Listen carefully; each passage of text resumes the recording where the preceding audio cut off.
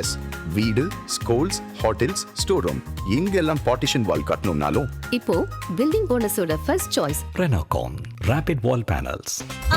No compromise. உங்க சைடுலயும் எங்க சைடுலயும். It's a GT promise. GT Holidays, South India's #1.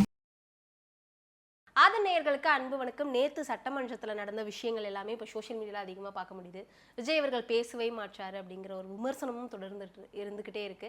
Vijay அவர்களோட சைட்ல இருந்து என்னதான் எல்லாரும் பேசினாலும் அவரே பதில் சொல்ல மாட்டாரு. வாய் திறக்க மாட்டாரா விஜய் அவர்கள் அப்படிங்கிற ஒரு விஷயமும் இருக்கு. இல்லை, எதிர்கட்சிகள் சொல்லக்கூடிய விஷயமா தான் அது, அவங்களுக்கு அதுதானே பாயிண்ட் அப்படின்னா. இன்னொன்று, இவர் பேசாமலாம் இல்லைங்க, என்ன பாயிண்ட்டோ அதை பேசுகிறாரு. நம்ம இது வரைக்கும் பார்த்த சிஎம்களே எனக்கு தெரிஞ்சு ரொம்ப ஸ்பெஷலாக இருக்கார் அப்படின்னு எடுத்துக்கலாம். நீங்கள் உடனே அவருக்கு நம்ம சொம்பு தூக்குறோமா, ஜாலர் அடிக்கிறோமா அப்படின்லாம் இல்லை. அவர் எதிர்வினை ஆற்றணும்னு இல்லை. அதுக்கான சொல்யூஷன் என்ன? ஏன்னா நேற்று அந்த மேகதாது அணை வந்துச்சுல, சின்னதாக நம்ம சொல்லிடுவோம். எதிர்கட்சி தலைவர் உதயநிதி அவர்கள் ஒரு வேலிடான ஒரு பாயிண்ட் ஒன்று சொன்னார். ரொம்ப பெரிய விளக்கமே அதை கொடுத்துருந்தார். எதனால் இங்கே நடந்துச்சு, நாங்கள் என்ன பண்ணோம் அப்படின்னு ரொம்ப பேசும்பொழுது பொறுமையாக நிதானமாக கவனிக்கிறார். அவங்க மட்டும் இல்லை, எல்லாரும் பேசும்பொழுது கவனிக்கிறார்.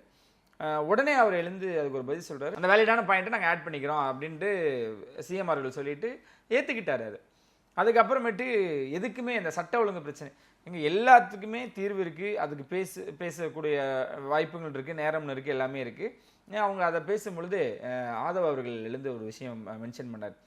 எங்கள் சிஎம் பேசினால தான் பல இடங்களில் பெரிய மாற்றங்கள் நடந்திருக்கு அப்படின்றது. ஸோ இனி இந்த மாதிரி விவாதம், இப்போ இது சும்மா சாம்பிள்.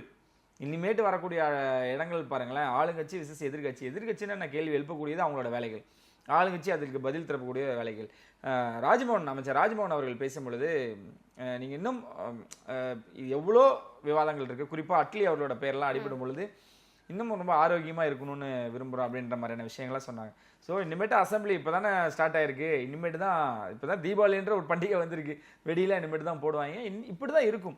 இது இன்னும் ஆரோக்கியமாக இருக்கணும்னு தான் விரும்புகிறோம். நம்ம நிறைய விஷயங்கள் கேள்விப்பட்டோம். உள்ளே வந்து இந்த மாதிரி எதிர்த்தரப்பினராக இருக்கட்டும், ஆளுங்கட்சியாக இருக்கட்டும், கொஞ்சம் என்ன சொல்கிறது, அவங்களோட பொறுமையை இழந்து நிறைய விஷயங்கள் நடந்ததால நம்ம கேள்விப்படுறோம். உள்ளே பார்த்தவங்களாம் வந்து நம்மக்கிட்ட சொன்னது அதுதான்.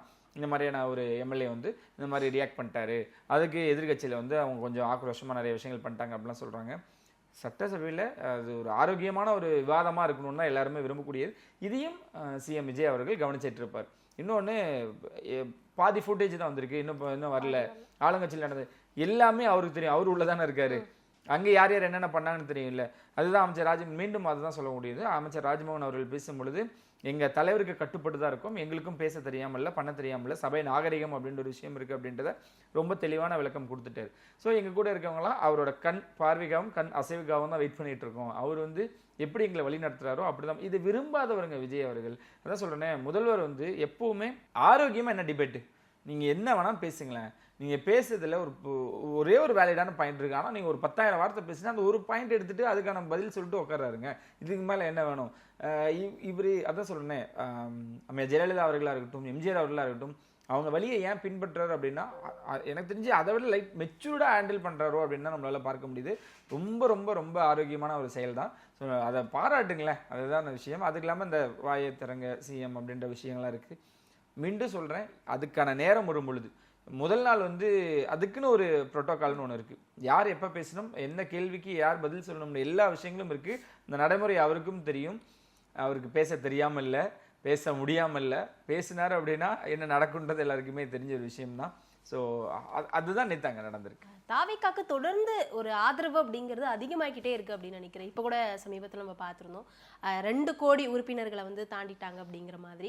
இதுவே ஒரு பெரிய சாதனை மாதிரி நிறைய பேர் பார்க்குறாங்க. இல்லைங்க, இது தமிழ்நாடா இல்லை தளபதி நாடா அப்படின்னு நம்ம தேர்தலுக்கு முன்னாடி பிரச்சாரத்தில் நிறைய விஷயங்கள் பார்த்துருக்கோம்.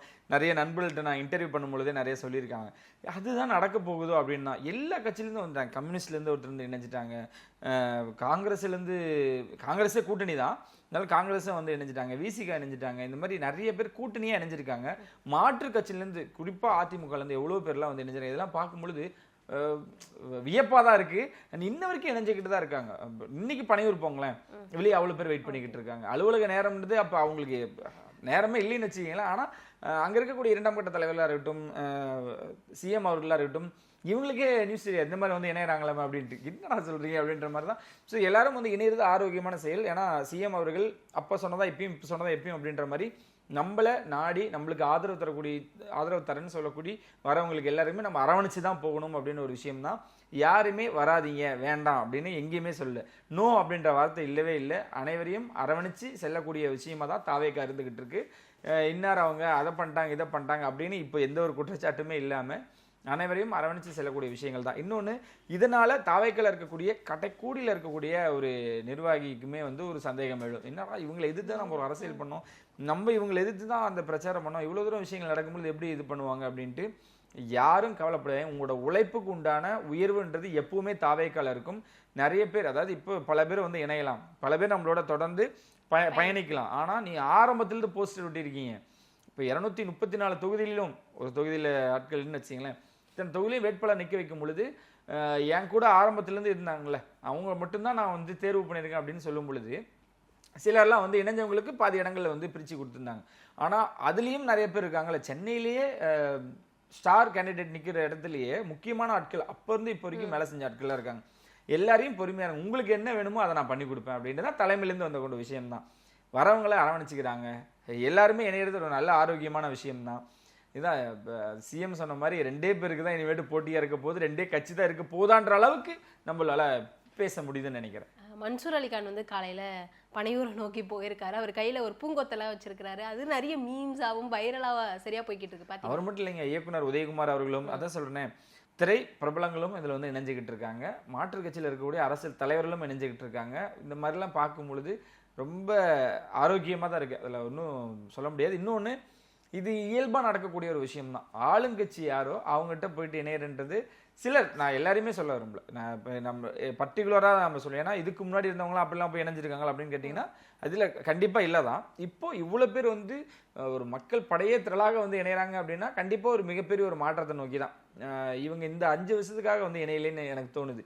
மிகப்பெரிய ஒரு எதிர்காலத்தை நோக்கி தான் வந்து இதோட இணைஞ்சிக்கிட்டு இருக்காங்க. ஆனால் நீங்கள் சொன்ன எல்லாருமே அங்கங்கே இணைஞ்சவங்க தான். ஸோ இப்போ வந்து இணைகிறாங்க அப்படின்றப்போ இன்னும் பலமாக தான் உணர்றாரு சிஎம் அவர்கள். இன்னும் சொல்லணும்னா அவருக்கே, அதான் சொன்ன மாதிரி அவருக்கே தெரியாது. இப்போ 2ஆம் கட்ட தலைவர்லாம் சொல்லுவாங்க, சார் நீங்கள் பாருங்கள் இவங்க வந்து நினைச்சிருக்காங்க அவங்க வந்து நினைச்சிருக்காங்க அப்படின்றதான். மீண்டும் சொல்ல ரொம்ப ஆரோக்கியமான விஷயம். பனையூர் யாருமே வேண்டாம்னு சொல்லலை, வரவங்களை வரவேற்று அன்போட கரங்கள் கூப்பி வரவேற்று அவங்கள இணைச்சிக்கிறாங்க. மிகப்பெரிய ஒரு மாற்றம். குறிப்பாக 2 கோடி அப்படின்ற ஒரு உறுப்பினர் எண்ணிக்கையானது இப்போ உயர்ந்திருக்கு. பயங்கரமான ஒரு கொண்டாட்டத்தில் தான் இருக்காங்க, உற்சாகத்தில் தான் இருக்காங்க. இது எப்பயோ நடந்திருக்கணும். 2 கோடிக்கு மேற்பட்ட உறுப்பினர்கள்லாம் இணைஞ்சிருக்காங்க நான் நினைக்கிறேன்.